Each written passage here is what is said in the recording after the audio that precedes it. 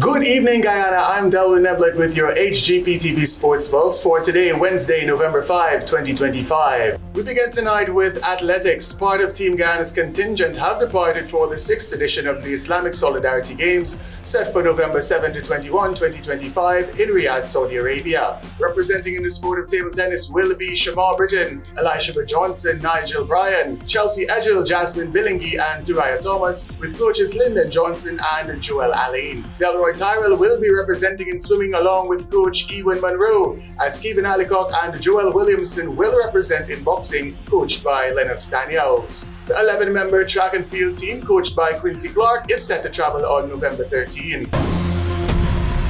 Moving into football, the 4th edition of the ExxonMobil Linden Futsal Tournament kicks off this Friday with 4 fixtures at the Retrieve Hardcourt. 16 teams are set to compete in 4 groups, where the top 2 teams in each group will advance to the quarterfinals knockout round. Defending champions YMCA will be represented by 2 teams in this year's competition. The first match on Friday is scheduled for an 18 hours 30 start, featuring Group D teams Fearless and Stabroek. The knockout stages begin on Friday, November 21st, while the semifinals will be played on Saturday, November 22nd. The final is set for Saturday, November 29th.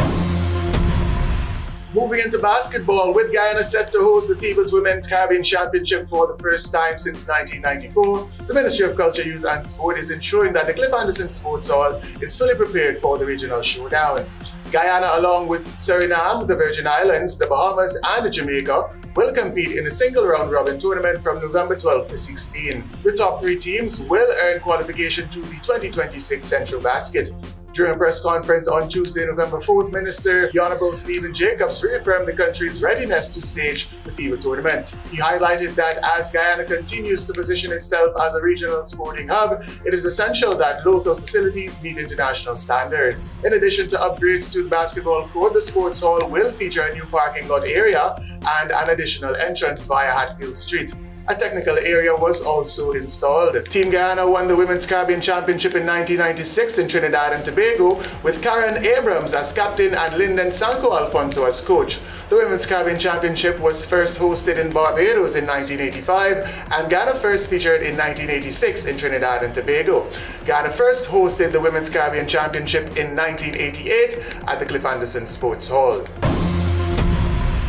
Also in basketball, a new basketball court has been constructed in Campbellville. In February, the Minister of Public Works, the Honorable Bishop Juan Edghill, met with Campbellville residents, including local athletes, to discuss plans to construct a new basketball court in the community. The facility has now replaced the previous court, which was demolished during the construction of the Conversation Tree project. According to Guyana Basketball Federation Vice President Raul Tony, the new court is the country's first tiled all-weather basketball court. And finally, in cricket, the West Indies secured victory in the first of 5 T20 internationals scheduled to be played against New Zealand at Eden Park earlier today. Batting first after being sent in, the Windies reached 164 for 6 off their allotment of 20 overs, as captain Shea Hope top scored with a superb 53 from 39 and Robman Powell added 33 from 23. Both Jacob Duffy and Zachary Folks picked up 2 wickets for New Zealand, as Jimmy Neesham picked up 1. When New Zealand responded, they were limited to 157 for 9 off their allotment of 20 overs, as the captain Mitchell Sadner remained unbeaten on 55 from 28 and Tim Robinson added 27 from 21. Player of the match Roston Chase returned to pick up 3 for 26 from 4 overs, in addition to his important knock of 28 from 27. Jaden Seals also picked up 3 wickets, as Akil Hussain picked up 1 in the 7-run victory. The Windies now take a 1-0 lead into the second match of the series, scheduled for tomorrow at 2 a.m. That's it for this edition of the HGPTV Sports Pulse. I'm Delwin Neblett, reminding you to stay in the game.